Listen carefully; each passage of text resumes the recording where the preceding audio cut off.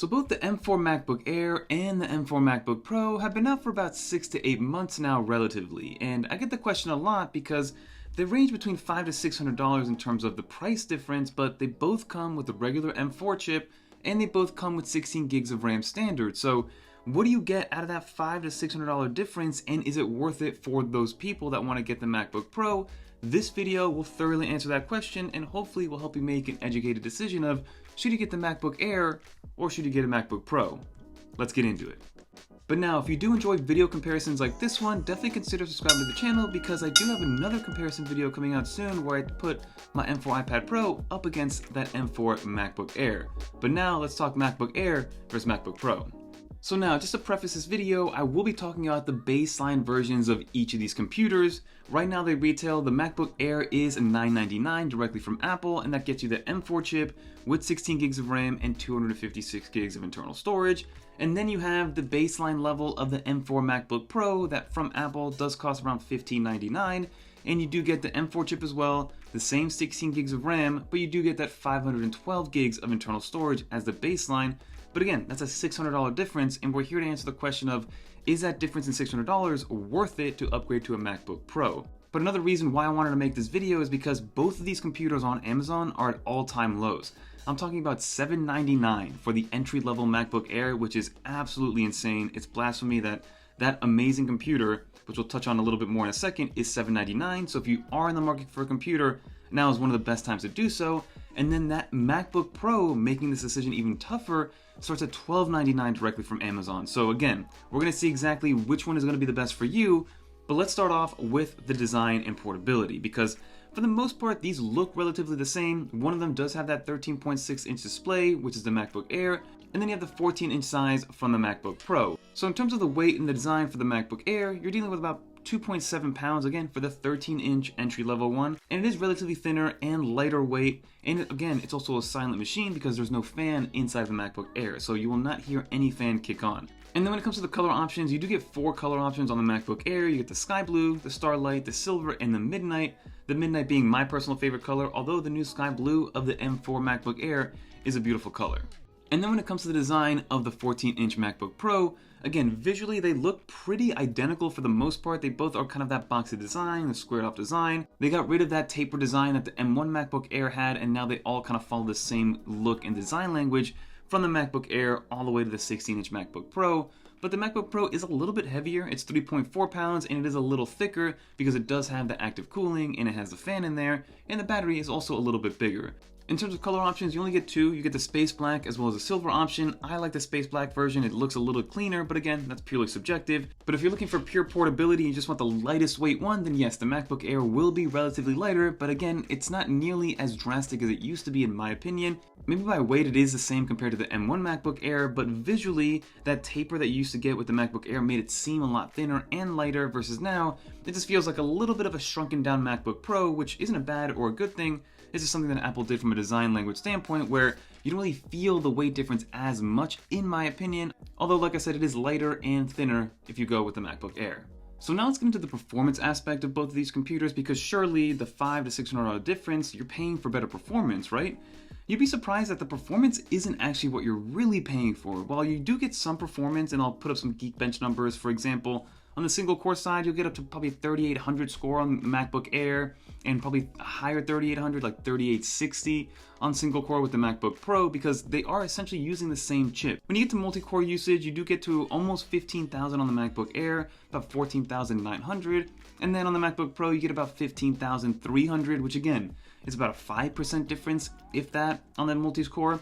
And then when it comes to the GPU, which again, you do get 2 additional GPU cores on the baseline level of the MacBook Pro versus the MacBook Air, you get to about 54,000 on the MacBook Air and 57,000 on the MacBook Pro. So again, we're talking about small percentage numbers. It's not a 10, 15, 30% increase. You're talking about 3 to 5% increases where only a few people are really going to be able to push your MacBook Pro to that nth degree to really take advantage of that extra, real estate that you have from a power perspective. One other thing to note when it comes to the performance of both of these machines is that, like I mentioned earlier, the MacBook Air has no fan, it's completely silent, meaning that it will throttle itself down a little bit towards those higher end tasks if you are video editing or rendering something or coding kind of intensely. and you will feel the heat a little bit on the bottom of the MacBook Air. Again, I've never really pushed it to that degree. I do some 4K video editing on it, but again, nothing out of this world. Whereas on the MacBook Pro, it does have an internal fan which will kick on, and you will hear it, especially if you are pushing it to an intense amount. But it's not that loud, especially compared to old MacBook Pros and old fans of years past. It'll still stay relatively tame and quiet, but again, it only actually kicks on towards those very higher end tasks when it starts to feel like it is getting a little bit warmer. So again, do not think that you're spending the extra $500 on performance, because if you put them side by side, for the most part, they're going to be able to render and export the same video files. The only thing, again, that you're going to be getting from a performance standpoint is just a little bit faster export speeds, maybe being able to handle a little bit more on a timeline with Final Cut Pro. But again, the MacBook Air, the M4 chip, was built for a task like that. So if you are just doing simple multitasking, simple stuff, but even some light video editing, MacBook Air will be more than fine.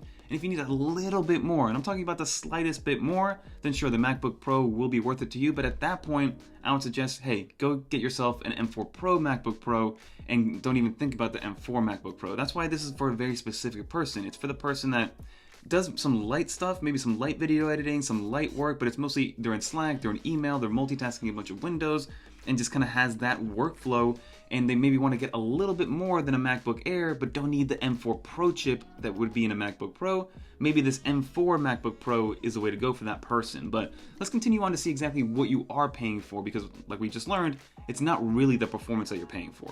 Now that's a perfect segue into what you are paying for, which is the display. Now the display for the MacBook Air isn't bad by any means. If anything, it's great for the price point, and it's kind of best in class at that $800 price point especially.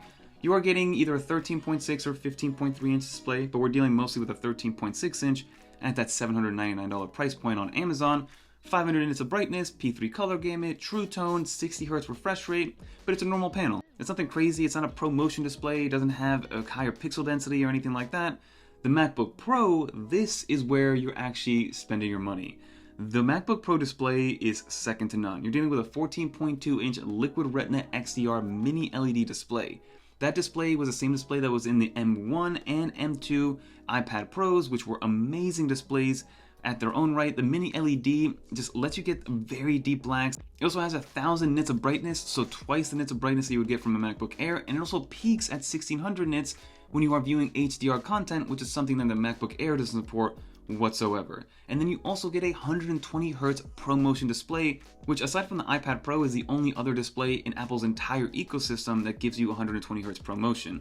Not even their $6,000 Pro Display XDR display gives you 120 Hz, that one's stuck at 60. And then of course you get the True Tone and the P3 color gamut and things of that nature. So that is what you're paying for. In my opinion, you're paying for that display, which again, to most people might not be worth it, but to the people that really are pixel peeping, to the people that work on getting color accuracy as a pinpoint part of their job, then this is a must-have. So my overall verdict is the Pro screen is what you are paying for because it is a substantial leg up compared to the MacBook Air display, especially for HDR content, HDR video, color grading, as well as things like motion design, versus the MacBook Air. While it's still a great display in its own right, like I mentioned earlier, top in its class in my opinion, it's, it doesn't have that HDR punch, it doesn't have the HDR support, it doesn't get as bright, especially when you're outdoors and if you're using this laptop outdoors in a well-lit environment like you are in the summertime, the MacBook Pro is going to be the way to go in my opinion. Okay, so let's continue on because these next few sections are just some cherries on top that you're also paying for if you do go with the MacBook Pro route. So the MacBook Pro from a battery life perspective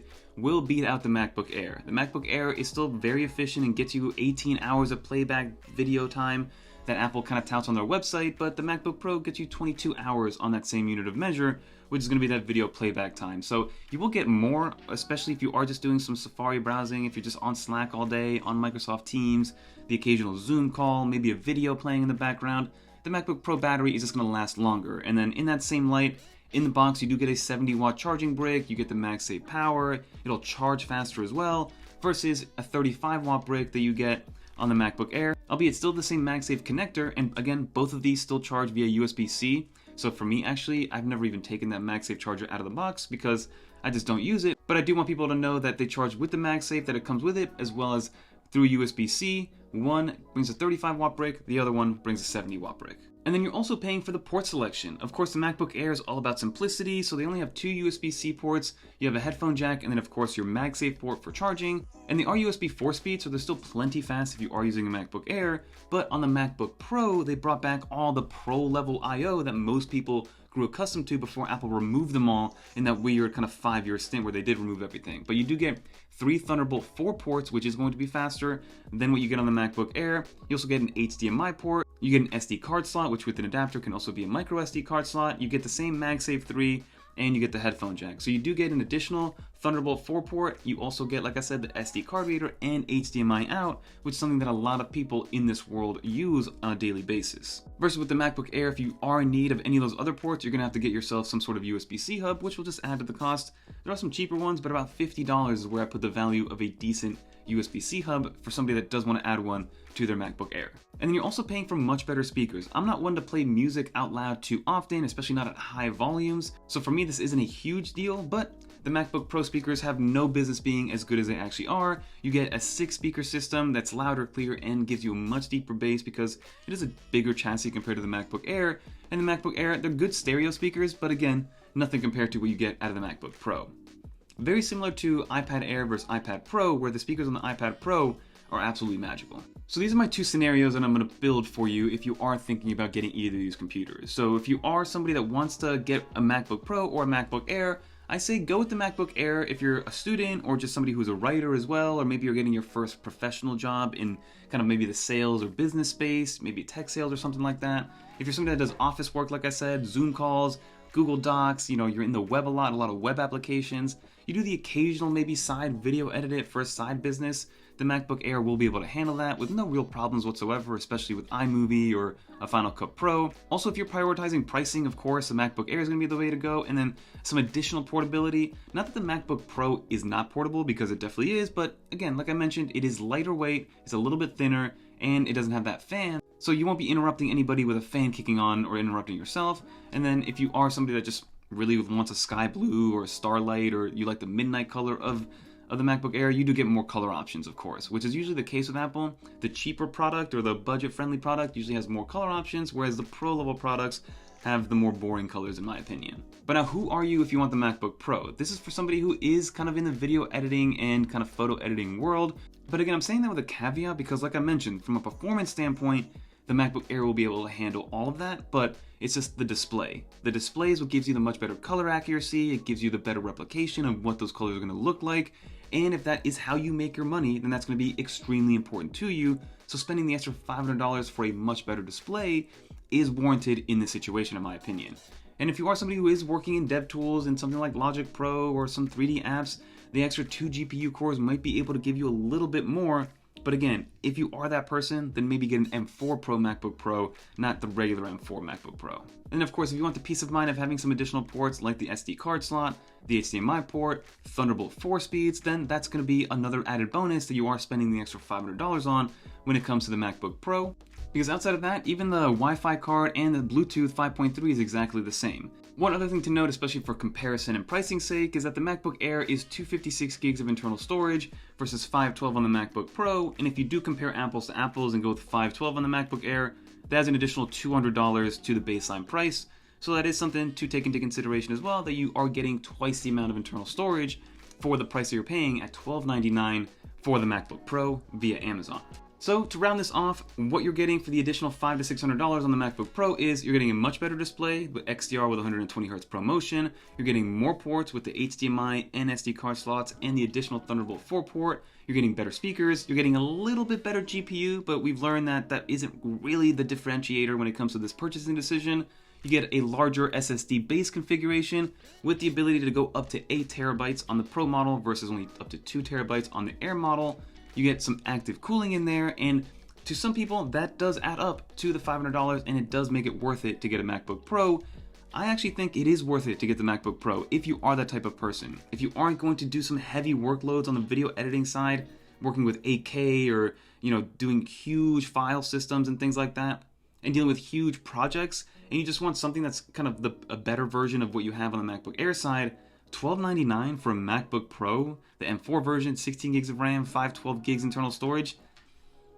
I kind of would pull the trigger on that one. But again, for $800, that is an insane value on the MacBook Air side. So in my opinion, you really can't go wrong. It's just a matter of, do you want the better display? Do you want the additional ports? Do you want the better battery life? And do you want the Pro moniker on your MacBook versus the Air moniker on the MacBook Air? But hopefully that helps you guys make an educated decision. You know what you're paying for. You're not really paying for the performance. You're paying for everything else that the MacBook Pro gives you. But let me know in the comment down below what you think. That's going to do it for this video. I would recommend the Pro if you are okay spending the extra $400 or $500 on Amazon, especially at that $1299 price point. But if not, that $800 MacBook Air is also an amazing deal. But that'll do it, everybody. If you made it to the end, leave a dolphin. If I helped you make a purchasing decision, let me know which one you're going to go with. But that'll do it. If you want to watch more videos like this, click on one of these videos right here. Until next time, I'm Fernando. Peace, everyone.